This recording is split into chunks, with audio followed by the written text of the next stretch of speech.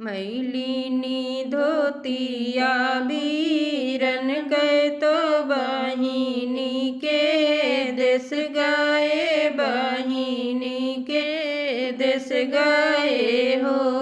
बहिनी नीली बजरा के वड़िया खोलाए नाही, खोले बोलाए नाही बोलाइयो। बहिनी नीली बजरा के वड़िया खोलाए नाही, खोले बोलाए नाही बोलाइयो।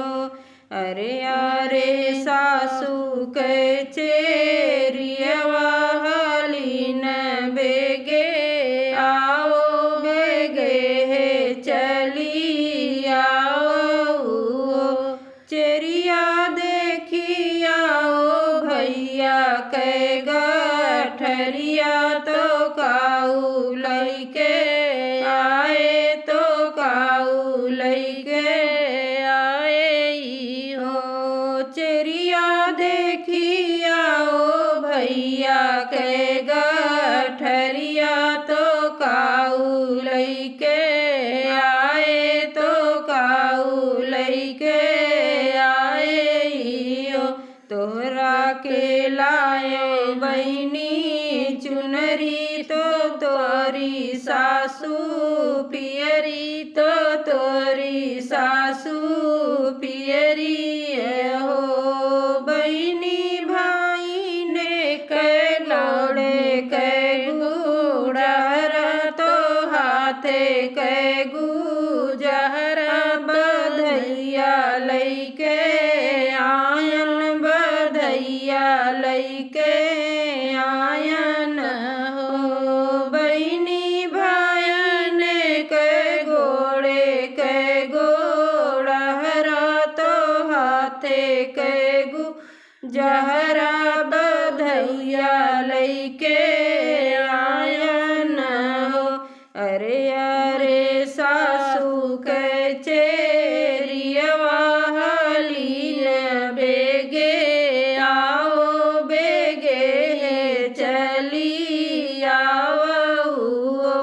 चेरिया जमुना से जल भरी लाओ, बीरन पौआ धोइबे, बीरन पौआ धोइबइयो। चेरिया जमुना से जल भरी लाओ, बीरन पौआ धोइबे, बीरन पौआ धोइबइयो। पौआ तो धोओ बहिनी आपन अपने सजन के, तो अपने सजन कहीं हो। बहिनी हम तो अपने मैया के दुलरुआ तो बाबा मान राख्यों, बधुआ लैके आयो, बधुआ लैके आयन हो। बहिनी हम तो अपने मैया के दुलरुआ तो बाबा मान राख्यों, बधुआ लैके आयन, बधुआ लैके आयन।